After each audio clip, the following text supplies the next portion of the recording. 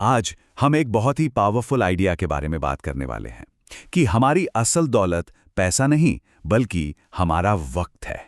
चलिए एक सवाल से शुरू करते हैं।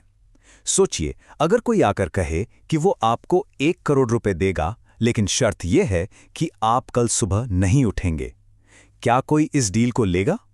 शायद ही कोई होगा। तो इसका मतलब क्या हुआ? सीधा सा मतलब है कि हमारा एक एक दिन किसी भी रकम से कहीं ज्यादा कीमती है ना? पर फिर भी हम अक्सर इसे ऐसे ही जाने देते हैं। अगर एक सुबह की कीमत 1 करोड़ से भी ज्यादा है, तो हम अपने दिनों को इतनी लापरवाही से क्यों खर्च करते हैं, जैसे कि वो फ्री में मिले हों? और देखिए, ये बात सिर्फ मौत के डर की नहीं है। असल ट्रेजेडी तो ये है कि हम जो वक्त हमारे पास है उसे बर्बाद कर देते हैं, क्योंकि सीधी सी बात है, जिंदगी को वक्त में ही तो नापा जाता है, राइट? अगर वक्त रुक गया तो समझ लीजिए जिंदगी भी रुक गई। हॉवर्ड स्टार्क का ये कोट बिल्कुल सही बैठता है। ये एक ऐसी सच्चाई है जिसे झुठलाया नहीं जा सकता। एक बार जो पल गया वो हमेशा के लिए गया, फिर चाहे कोई कुछ भी कर ले। समय की इस भागदौड़ को समझने के लिए एक बहुत ही पुराना और पावरफुल मेटाफर है।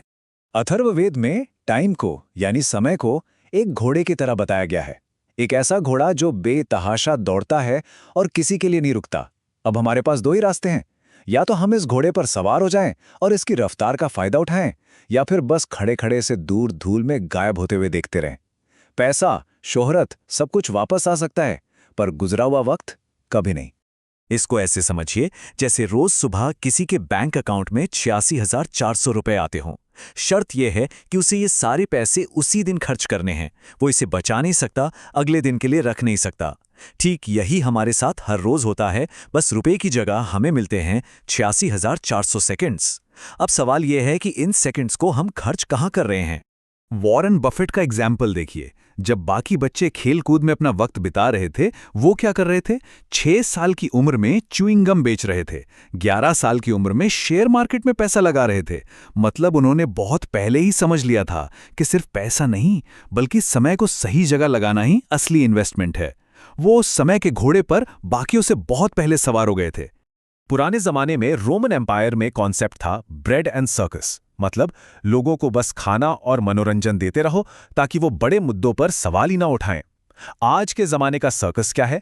सोशल मीडिया, स्ट्रीमिंग प्लेटफॉर्म्स, ये सब हमारा ध्यान खींचने के लिए तो बने हैं, और ये हमारा सबसे कीमती एसेट यानी हमारा वक्त हमसे छीन रहे हैं।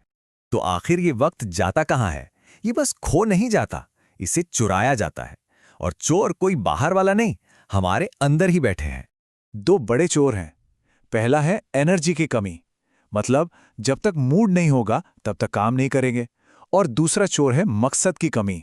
जब पता ही नहीं कि जाना कहाँ है तो समय का घोड़ा कहीं भी भटकता रहेगा। कल करूंगा, अभी मन नहीं है, ये सब इन्हीं चोरों के बहाने हैं। ठीक है, तो हमने चोरों को तो पहचान लिया, पर अब सवाल यह है कि इनसे लड़ा कैसे जाए, अपने समय को वापस कैसे पाया जाए। ज्यादातर लोग क्या करते हैं? टू डू लिस्ट बनाते हैं। लेकिन सच तो यह है कि टू डू लिस्ट अक्सर एक जाल होती है। क्यों? क्योंकि इसमें इतने सारे काम होते हैं कि कंफ्यूजन हो जाता है। फिर हम क्या करते हैं? जो सबसे आसान काम है उसे पहले निपटा देते हैं, भले ही वो जरूरी ना हो। इससे हमें लगता तो है कि हम बिजी हैं, पर असल में हम प्रोडक्टिव नहीं होते। बस काम करने का एक धोखा होता है। तो फिर इसका सलूशन क्या है? एक बहुत ही पावरफुल टेक्निक है, टाइम बॉक्सिंग। हार्वर्ड की स्टडीज भी इसे सही मानती हैं। एलन मस्क जैसे लोग इसी का इस्तेमाल करते हैं। इसमें आप सिर्फ ये नहीं लिखते कि क्या करना है, बल्कि आप अपने कैलेंडर में हर काम के लिए एक फिक्स टाइम स्लॉट तय कर देते हैं। मतलब कब करना है ये ज्यादा जरूरी है। लेकिन टाइम बॉक्सिंग तभी काम करेगी जब आपको पता हो कि जाना कहाँ है। इसके लिए एक मास्टर ब्लूप्रिंट की जरूरत है, और वो ब्लूप्रिंट है स्मार्ट गोल्स। आपका गोल स्पेसिफिक होना चाहिए, यानी घूमना है नहीं, गोवा जाना है। मेजरेबल हो, मतलब पता हो कि कितना टाइम लगेगा।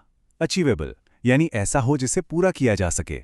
रेलेवेंट हो, आपकी जिंदगी से जुड़ा हो। और सबसे जरूरी, टाइम बाउंड, यानी शुरू और खत्म करने की एक तारीख तय हो। ये फ्रेमवर्क टाइम बॉक्सिंग का ऑपरेटिंग सिस्टम है। ये बात बिल्कुल गांठ बांध लेने वाली है। इसका सीधा सा मतलब है कि अगर अपनी जिंदगी को कंट्रोल करना है तो सबसे पहले अपने शेड्यूल को कंट्रोल करना सीखना होगा। तो आखिरी सवाल यही बचता है। आपका कैलेंडर एक जमीन की तरह है, एक इलाका है। सवाल यह है कि इस पर राज कौन कर रहा है, आप खुद या फिर वो चीजें जो आपका ध्यान भटका रही हैं।